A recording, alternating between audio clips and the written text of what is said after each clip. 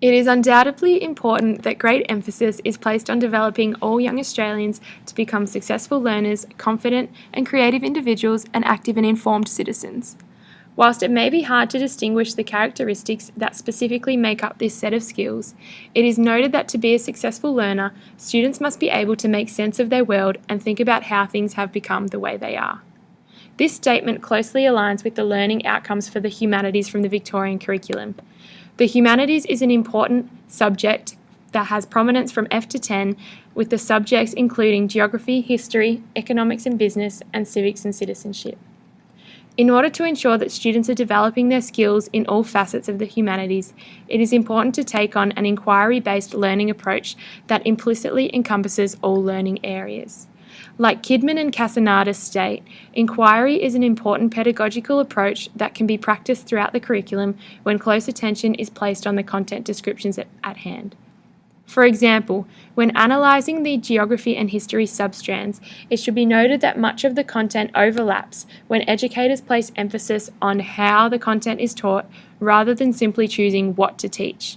This notion will be further outlined when we explain our fieldwork activity and its links to curriculum. Similarly, the humanities are said to have a real place within the world in which we live, so taking an inquiry-based approach to learning in fieldwork is both valuable and a worthwhile experience for students to further their theoretical knowledge and consolidate this in real-life situations. In this instance, we have specifically focused on creating a fieldwork activity for a Year 8 geography class by planning a day trip to the Redwood forest in Warburton, in an attempt to draw attention to the geographical significance of the sequoia tree, the history of the plantation, and the way in which the Redwood forest has enhanced the economics and citizenship within the town of Warburton.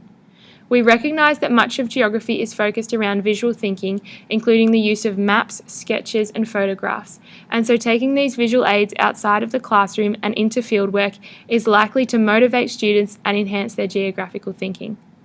Similarly, we have taken the inquiry approach outside of the classroom in an attempt to give students a greater understanding of the interplay within the humanities and give students a real-life representation of how these work together to better make sense of the world and how things have become the way they are.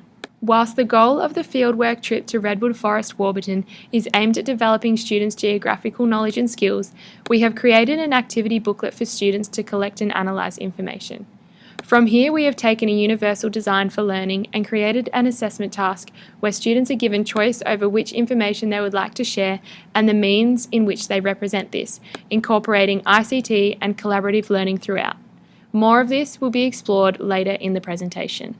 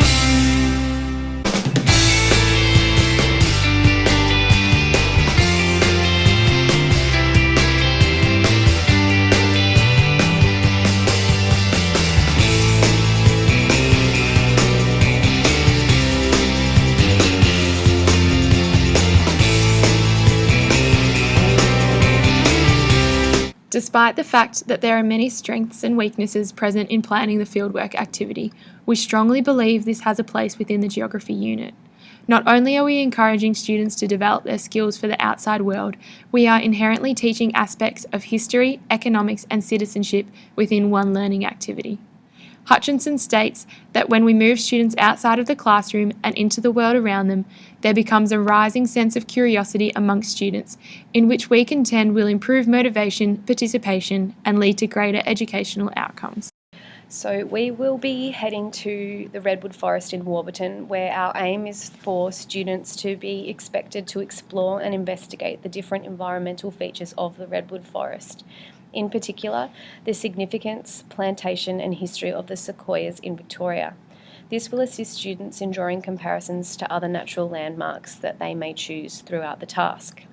Our main objectives is to investigate and understand the history of the Warburton Redwood Forest, to investigate and analyse the geographical plantation of the sequoias in Victoria, and to begin to understand how Warburton is marketed to consumers. What we're entailing, or what we're hoping for, is to be busing from our secondary college to Warburton, which is approximately 68 kilometres away, which is, we're thinking about an hour and 40 minutes each way. We're going to be taking 2 Year 8 geography classes, which is consistent of 40 students, and so we'll be taking 2 teachers and potentially 1 teacher's aide. We're aiming to leave Doncaster at 8:30 and return by 3 p.m, which will give kids enough time to pack up before school finishes. This field trip is obviously designed to be as inclusive as possible. It has wheelchair access hire throughout all of the walking trails, should we require it. There's no charge to the students for this field trip. HUM's budget will pay for the bus and all other expenses on the day. We've also taken into account that students who are unable to attend may watch a documentary which we've found on the Redwood Forest in California, which will also help to draw comparison. For those who do attend the field trip, they will receive a Redwood Forest activity booklet to complete on the day, which will guide students on what is required in terms of investigation, findings and characteristics of the forest and its surroundings, all of which can be recorded within the booklet on the day, as well as represented through photos which we'll be taking whilst we're there. This type of learning activity represents a universal design for learning approach, which is also indicative of the way in which we want to present the portfolios. Hopefully by doing this we're going to be taking on a strengths-based approach to learning, as students are able to pick something that they're comfortable with if they wish to do that. What will also go alongside with this booklet is a rubric. This rubric has been designed to again guide students in their assessment task. It clearly outlines what is required of them throughout the task and where marks will be allocated. By giving this to students before the field trip, they are able to have greater insight towards their investigation and where it is they want their project to be heading. What we are hoping to see is students using tools such as podcasts, news reports, blogs or websites to present their findings. An example is provided in order to visualise our expectations.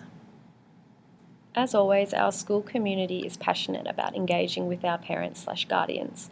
We will be extending an invitation for parents and carers to attend with a first in, best dressed approach, as we only have 3 spots allocated on the bus. All of those parents who do attend will be required to have a current working with children check on file.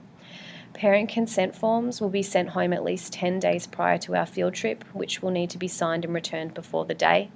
And additionally, to keep parents engaged and up to date, they will receive an invitation to attend an in-class presentation of all our student portfolios once they are finished.